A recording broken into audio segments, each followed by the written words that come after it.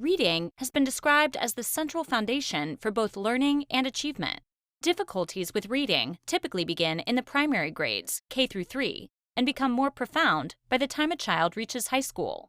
Poor reading ability can significantly impact an individual throughout their life.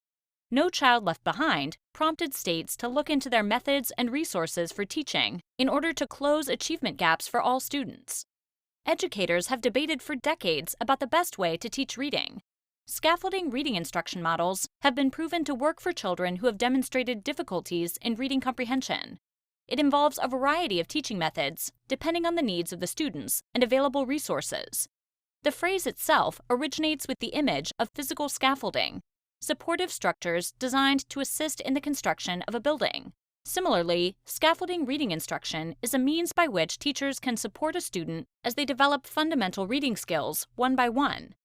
When teachers scaffold reading instruction, they break the reading activity down into smaller parts in order to facilitate comprehension. This can be done by focusing on context-based vocabulary, using graphic organizers, small group instruction, or by introducing background information. Once assistance in an area is no longer needed, the scaffolding or assistance is removed, allowing the student to continue building more advanced skills on their own. This lesson outlines some strategies used in scaffolding reading instruction. The importance of word study has long since been recognized as a required component when developing foundational reading skills. Further, explicit instruction also requires that the meanings of words be directly taught and practiced so that they're accessible when children are reading text. It's important to pre-teach unknown vocabulary prior to reading a selection. This will prevent students from stumbling over words they do not know or miss the overall meaning of a text because of an unfamiliar word. Since the goal of reading instruction is to develop comprehension, it's useful to spend some time introducing background information. There may be subject matter with which students are not familiar, which could possibly prevent them from understanding what they're reading. Giving them information ahead of the reading assignment will allow them to build a foundation for the subject. For example, if students are reading about Edgar Allan Poe's The Raven, the teacher could have students research ravens or view a video about ravens prior to the reading. Afterwards, students could list characteristics that are common among ravens and chart responses as to why they think Poe used a raven as the focus of his work. Visual aids, including graphic organizers, can be used throughout the reading of a passage or story. Visuals is a term often used for students who learn better by seeing things in action rather than simply reading them. Graphic organizers are also good tools to use to keep students engaged in the reading and assess their comprehension as they navigate through the text. Graphic organizers for young children should be kept as simple as possible so that the student's focus doesn't shift from the primary purpose, which is to understand what she's reading. The strategy, Read Aloud, Think Aloud, allows teachers to demonstrate reading fluency while also modeling specific behaviors that are common to good readers. The method asks teachers to read portions of the text out loud to their students, stopping every couple of sentences to ask the class for feedback. When using the Read Aloud, Think Aloud strategy, teachers should initially use shorter passages and gradually build towards longer pieces of literature, so students will be more likely to remain engaged in the reading and not become frustrated by the number of words or length of text. Each student should have a copy of the text to follow along with the teacher.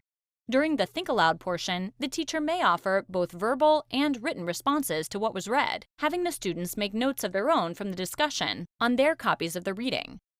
As students become more proficient, they will be able to ask questions and use critical thinking skills to work their way through reading tasks independently. While some students may be reluctant to participate in reading activities in a large group setting, small group instruction can make a significant difference. Working in small groups can be beneficial in reading because teachers are able to focus on fewer students and identify their strengths and weaknesses as readers, giving more individual attention as needed. Each reading lesson should be preceded with the students being given background information pertaining to the stories from the lesson. The small group component encourages interaction among students that was facilitated through discussions, guided work periods, and independent work sessions. Reading has become an area of concern across the country. Like physical scaffolding, scaffolding reading instruction is a teaching strategy that uses a number of methods to support early readers in gaining skills one by one. The goal of the scaffolding reading instruction is to establish positive practices that help students develop stronger reading comprehension. Several strategies can be used to scaffold instruction and help students develop better reading skills. Word study allows students to review pertinent vocabulary prior to the lesson, helping students become familiar with words they may not know. Introducing background information allows teachers to build a foundation for the subject matter that will be included in the lesson, increasing students' ability to understand what the text is about. Using graphic organizers or visual aids helps students remain engaged in the reading, increasing reading comprehension through organized information. Read aloud, think aloud is a strategy in which teachers read aloud to model fluent reading and talk to their students about what was just read in order to demonstrate critical thinking skills. Working in small groups allows teachers to focus on fewer students and identify the strengths and weaknesses that impact reading development.